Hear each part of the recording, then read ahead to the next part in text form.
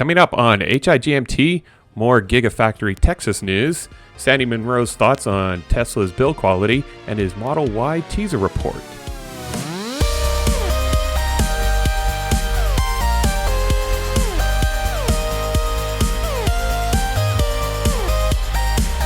Welcome to How I Got My Tesla, the podcast of indeterminate length for Saturday, August 15th, 2020, Episode 3 in Ottawa, Ontario. I'm Matt Wilson. Let's start off with a few Tesla things you should know. Great news for Canadian listeners to the podcast. Tesla launches Model 3 and Model Y leases here in Canada. MobileSyrup.com has an article indicating just how much a Model 3 and a Model Y will end up costing. This is really good news for people who want to enter into the Tesla ecosystem without actually having to purchase a Tesla outright. So according to their website, a Model 3 with $0 down would cost around $593 Canadian, and a Model Y with $0 down would cost around $842, again Canadian, per month, plus applicable taxes. It should be noted that there is a $5,000 incentive from the federal government for a 4-year lease on a Model 3, but only the standard range or standard range plus variant. Currently, there are no incentives available from the federal government for a Model Y. People interested in leasing their Tesla Model 3 or Model Y should also check their provinces for individual incentive programs that may apply. For those interested in Gigafactory constructions outside of North America, Inside EVs has an article indicating that the manufacturing buildings are almost complete in Gigafactory Shanghai. This is part of a $2 billion investment by Tesla in China to create a manufacturing center for Model 3s and Model Ys. And actually, Model 3s have already been in production since December 2019. So if you think about it, by the time they broke ground in January, in less than 1 calendar year, they're already producing vehicles. To be able to do that in less than 1 calendar year is absolutely incredible and probably is unprecedented anywhere else in the world. The article also includes a link to a YouTube video that shows drone footage of the construction site. And what's really interesting is that there is construction going on everywhere.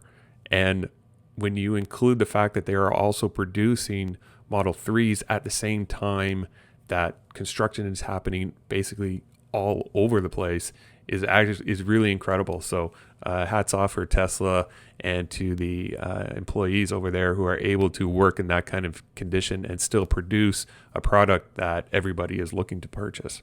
It is expected that by the end of construction, Gigafactory Shanghai will be producing about 3,000 cars per week. Not only are they going to be producing 3,000 cars per week for Model 3s and Model Ys, but they're actually going to be producing the battery packs that are going to be needed for these vehicles at this Gigafactory. Teslarati.com has provided an update on the construction over at Gigafactory Berlin. Construction is moving at a quick pace, although a little bit slower than when compared to Gigafactory China. There is a steel exoskeleton of the buildings just starting to take shape, and construction crews are using prefabricated methods to decrease the amount of time needed to put the structures together. First production runs of Tesla's Model Ys are expected in July 2021. Elon Musk did mention that the architecture of the Model Y will be slightly different so that the Model Y could be a little bit more manufacturable. And the article also includes a YouTube link for plenty of drone footage for the construction site. So check it out whenever you get a chance. It's really interesting to see the progression of all these Gigafactories while they're under construction. It seems like there are people flying drones over these things almost on a daily basis. And it's really interesting to see the progression of the construction site, basically from nothing to a fully functional factory pumping out Tesla vehicles. It's really cool. I really get a kick out of seeing just how complex these factories are. So steering away from all this Gigafactory talk, I know it's a terrible pun, I apologize. Teslarati.com has an article pointing to a YouTube channel, Throttle House, where they hosted a 4-way drag race between Tesla's top tier vehicle offerings. They put a Model S, a Model 3, a Model X, and a Model Y in a drag race, and they did this race over 2 rounds. The first round was from a 0, and the second round was from a rolling start. And they did the rolling start so that it would defeat many of Tesla's launch acceleration advantages. So I'm not going to give away the who won. So I'll give you a link to the article here, and you guys can go check it out yourselves. They didn't give any times or speeds in the YouTube channel. I'm not exactly sure why, but there was definitely an overall winner. There's also a behind the scenes video listed there as well. So after you get a chance of checking out the drag race, check out the behind the scenes video. It's very interesting, and keep an eye out for the license plates. I was kind of surprised to see, again, I'm new to this, to the Tesla community, but these are all Ontario plates. So I thought that maybe this was done somewhere in the States, and I was like, whoa, hey, no, those are all Ontario plates. So that was kind of a cool little Easter egg for me to find. Very cool. So what about Tesla insurance? Is that still a thing? CleanTechnica.com has an article indicating how the insurance is currently being offered by Tesla in California. Currently, Tesla is looking to expand to other states and other countries, offering anywhere between 20 to 30% lower rates than typical insurance providers. So why can Tesla offer a better rate? Well, according to Tesla, they have a better understanding of their vehicles, including safety features and expected repair costs. Also, they are lowering the commission typically taken by insurance companies. Could this possibly be a disruption opportunity? Could very well be. I, for one, am very excited about this particular product. Whenever I do get my Tesla, I would love to have it insured by Tesla directly rather than through the typical insurance companies here in town. For me, insurance companies, they're almost like this faceless organization that just takes your money month after month, and you never hear from them unless you have a problem. And chances are, whenever you have a problem, in order to get your vehicle repaired, it usually takes an abnormally long time. So hopefully by Tesla offering this insurance product, both in the States and hopefully in Canada, it'll help speed up the expected repairs in the event that you end up in a collision of some sort. Fire Chief Jeff Rowe in Kennebuck, Maine has a new command unit, and it's not a Chevy Tahoe. Instead, it's a Tesla Model 3 dual motor variant. Teslarati.com has the article, and it shows that even though the Tesla Model 3 was $2,000 more expensive than the Chevy Tahoe, which turned out to be around $41,000, including Maine $7,500 tax incentive, this is going to be offset by the use of electricity over gas. In the article, the fire chief estimated that the Tahoe was using about $1,500 per year in gas versus the expected $360 in electricity usage annually. The Tesla Model 3 is going to be used for inspections, meetings, fire calls, and out-of-town events. Although the Tesla Model 3 has a smaller interior space, Jeff is currently working on some sort of a slide-out office from the trunk of the Model 3. I'm kind of surprised that maybe they didn't try to go for a Model Y. But this is really great news for municipalities who want to green up their fleet rather than constantly purchasing internal combustion vehicles. It's nice to see that municipalities are open to possibly taking a look at any electric vehicle as a replacement to their internal combustion counterparts. This does make me wonder exactly how the tender was processed. I'm pretty sure that municipalities can't sole source a certain type of vehicle. They almost have to structure their tender to basically weed out all other available vehicles except for the Tesla. And I'm wondering if they did that by basically stating the range, and if they're able to say, okay, it has to meet a certain requirement in terms of mileage. Most of the vehicles that are available, all electric vehicles, they're nowhere close to what Tesla is able to provide. So I'm wondering if that's how they structured their tender. It's very interesting. And one last update for GigaFactory Texas. I do have a correction from episode 2 where I had indicated that Tesla purchased the 2,100 acres for $5 million. Turns out I was way off. Teslarati.com gives a pretty close approximation to how much they paid, which was about $97 million. So when you take a look at the acreage, they're paying about $46,000 US per acre over at GigaFactory Texas. And when you compare that to GigaFactory Berlin, they purchased 740 acres at an average of $65,000 per acre, and even more expensive in Shanghai, where they bought less land. They only bought 214 acres, but it cost them a whopping $652,000 per acre, which is just insane. But, that's the price of land, I guess, in China. If anybody wanted to, quiz you and be like, well, how much does land cost in China? I'd be like, yeah, it costs $652,000 an acre, and you can just completely stun them.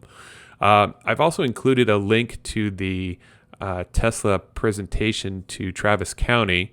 It's about 41 pages long, and it's quite extensive. The final build out for the Gigafactory in Texas is going to be anywhere between 4 to 5 million square feet in size. And if you want to know how big 4 to 5 million square feet in size is, it's about 40 to 50 Home Depots put together all at once. Home Depots usually run around 100,000 square feet.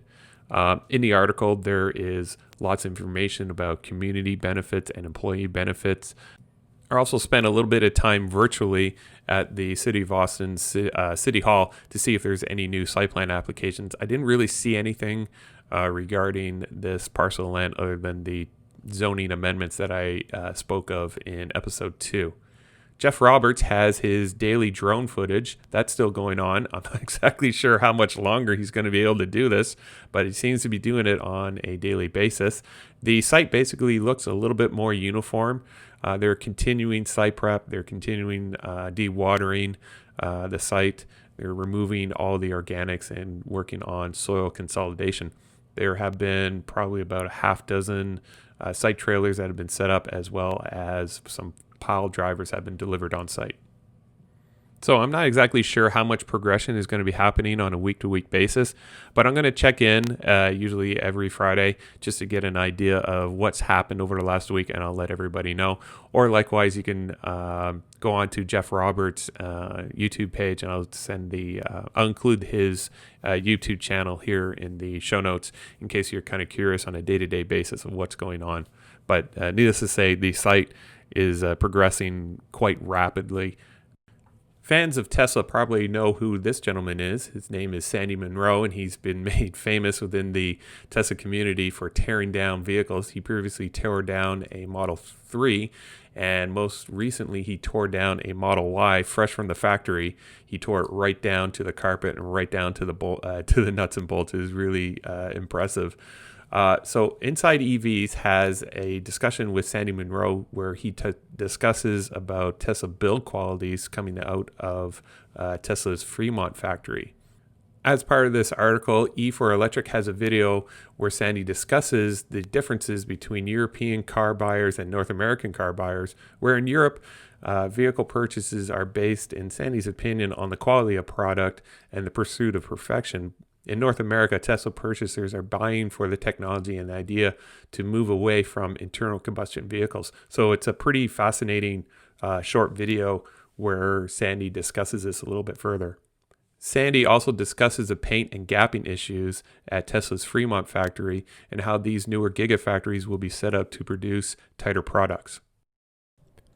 Sandy Monro also released a Model Y teaser report, and for those of you who do not know who Sandy Monro is, Sandy is basically an advisor to manufacturers on how to better design their products and find competitive efficiencies compared to their competition.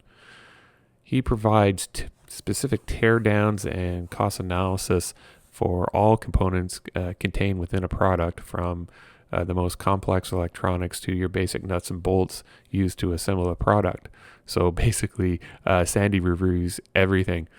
He recently let everybody know that if you were looking for a BMW i3 report that was a couple of years old but still cost him $2.1 million to produce, he's actually selling that on his website for only $10, probably because of the dated information contained within. It's about 23,000 pages worth of content.